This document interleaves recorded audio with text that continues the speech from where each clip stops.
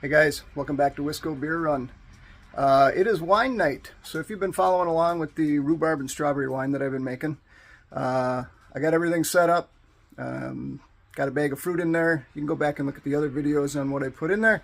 But it's been fermenting here with the bag of fruit inside the fermenter for about 6 days. So it's time to pull the fruit out. I'll take that bag of fruit that I got in there, squeeze it out, get all the juice out, and then what I'm going to do is rack it, take it basically from one container, put it into another container, and I might actually have a little bit more. So I've got this little tiny container behind me in case I have some extra.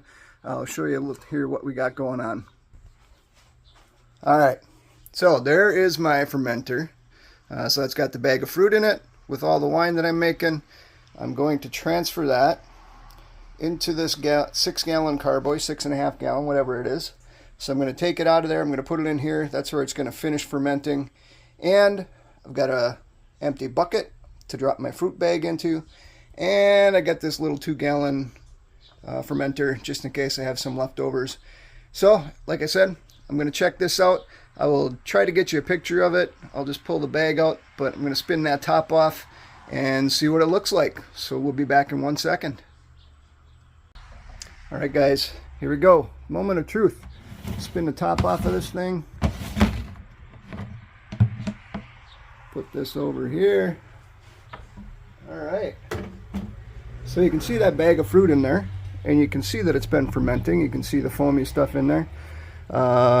You see the bag is floating with the fruit in it, so that really tells me that it's time for this to come out. So what we're going to do here, and I'm going to have to use 2 hands, but I'm lifting this thing out of here, and I'm going to squeeze a little bit, try and get the rest of that juice out, and then I'm going to start racking it over. So I'll show you that process here once I get this thing squeezed out, because it's going to take 2 hands. Be right back. Alright guys, I am back. So I've got the bag of fruit out. I squeezed it as much as I could. Probably be a little bit of liquid left over there. And we'll give you a look at the wine here. Looks really good. Smells really good. And it looks like I've got about 8 gallons in here. Through the process I'm going to lose some, just racking it off and getting the sediment out. So I'm going to fill up this here carboy. We're going to let that flow. And we'll show you getting that thing kicked off here. So this is just going to fill up this container.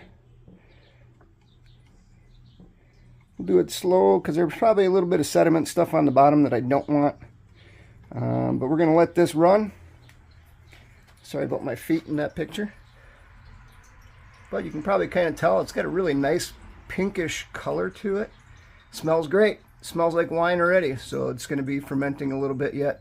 So I'm going to fill up this carboy, and I'm going to fill up this little guy with any leftovers, and then the process really turns to waiting. So I'll show you, once I get everything finished here, I'll put a cap on it and put an airlock on it so you guys can see that. Next step is really just waiting 4 to 6 weeks probably. Let it clarify a little bit, let it finish fermenting. Once it's done fermenting, I'll transfer it from this container to another container to get some of that sediment and stuff out of it and clear it up. So far so good. So when I get this finished up, I'll put an airlock on it and I'll show you that. And then we're going to sit and wait for 4 to 6 weeks.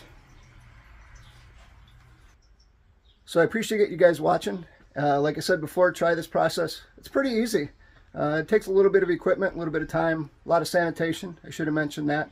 These are all sanitized, of course, so I don't get some weird infection in there and make it taste like garbage.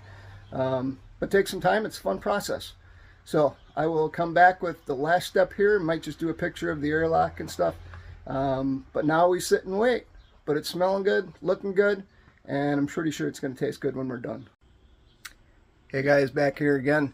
I got everything transferred over, got the airlocks on, and now, like I said before, it's a waiting game.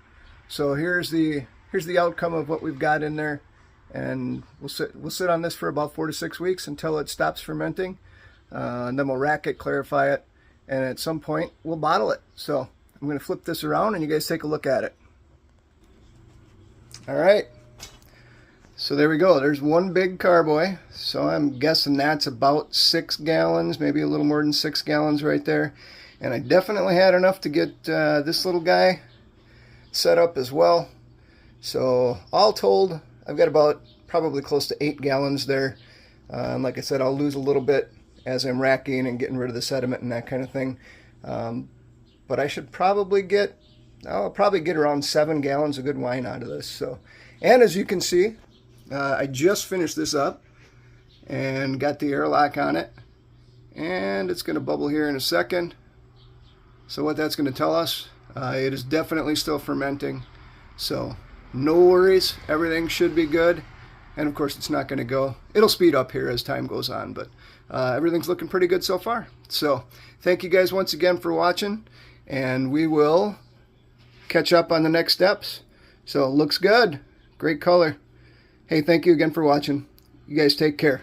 Prost.